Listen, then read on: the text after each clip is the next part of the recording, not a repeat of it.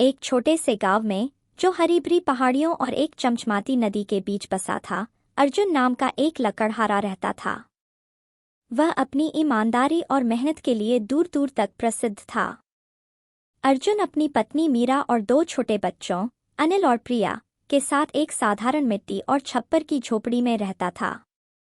सुखपुर गांव एक घनिष्ठ समुदाय था, जहां सभी एक दूसरे को जानते थे और अर्जुन को उसकी सत्यनिष्ठा के लिए सम्मान मिलता था। हालांकि उसका परिवार अक्सर आर्थिक तंगी से जूझता था।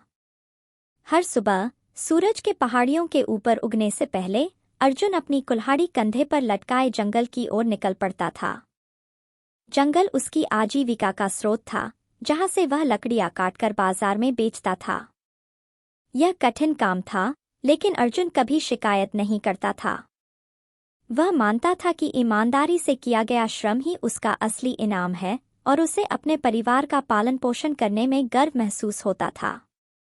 एक ठंडी शरद ऋतु की सुबह, जब पत्तियां सुनहरी हो रही थीं और हवा में हल्की ठंडक थी, अर्जुन नदी के किनारे अपने सामान्य स्थान पर गया।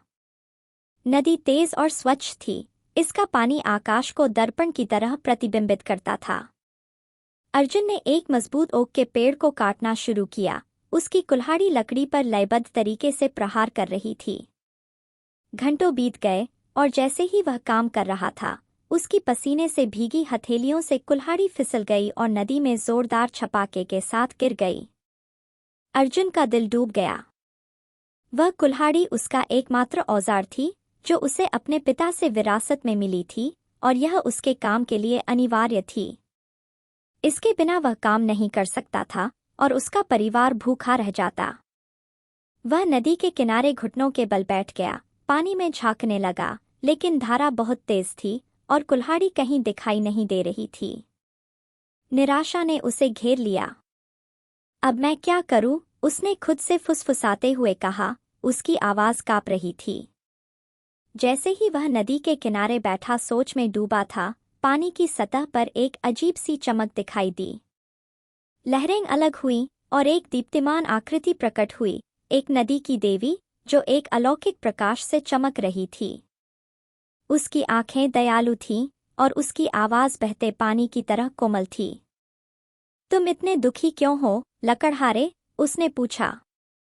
अर्जुन चौंक गया, लेकिन सम्मानपूर्वक बोला, मेरी कुल्हाड़ी नदी में गिर गई है और यह मेरी आजीविका का एकमात्र साधन है। इसके बिना मेरा परिवार भूखा रहेगा।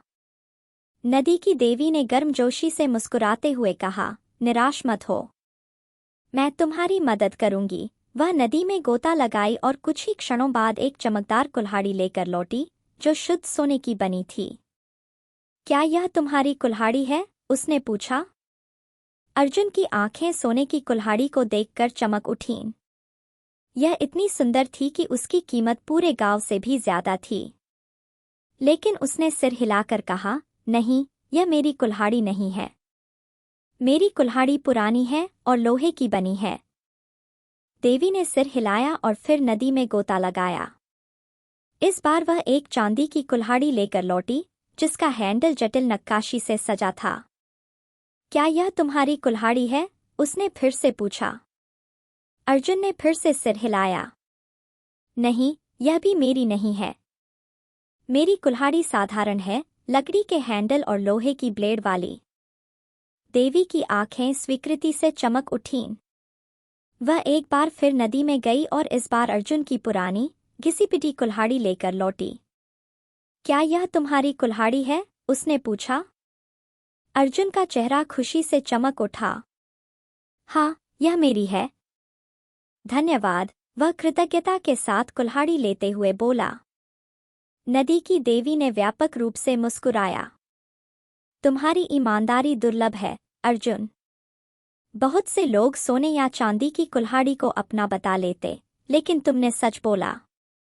तुम्हारी सत्यनिष्ठा के लिए इनाम के रूप में मैं तुम्हें ये तीनों कुल्हाड़ियां देती हूँ, सोने की, चांदी की और तुम्हारी अपनी लोहे की। अर्जुन अवाक रह गया। उसने विरोध करने की कोशिश की, यह कहते हुए कि वह इतने धन के लायक नहीं है, लेकिन देवी ने जोर दिया। इनका बुद्धिमानी से उपयोग करना, उसने कहा और नदी में वापस गायब हो गई। अर्जुन तीनों कुल्हाड़ियों के साथ घर लौटा। उसका दिल खुशी और अविश्वास के मिश्रण से धड़क रहा था।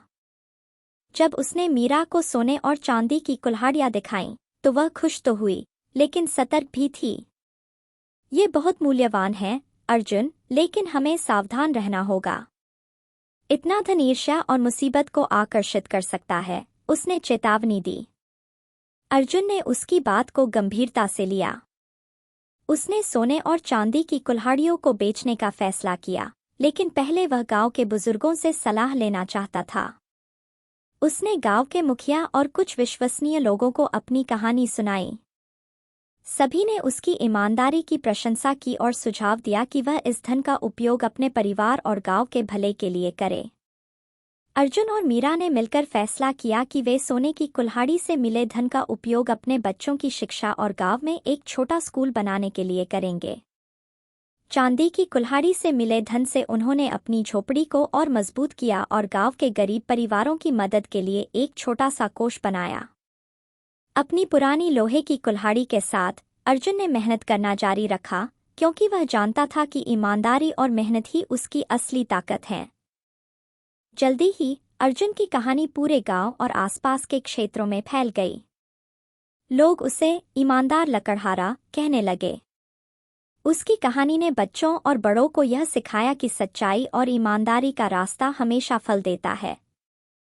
गांव का स्कूल, जिसे अर्जुन ने बनवाया था, बच्चों की हंसी और पढ़ाई की आवाज़ों से गूंजने लगा। अर्जुन और मीरा का जीवन अब पहले से बेहतर था, लेकिन उनकी सादगी और उदारता कभी नहीं बदली। ईमानदारी सबसे बड़ा धन है। यह न केवल व्यक्तिगत सम्मान दिलाती है, बल्कि दूसरों के लिए भी प्रेरणा बनती है।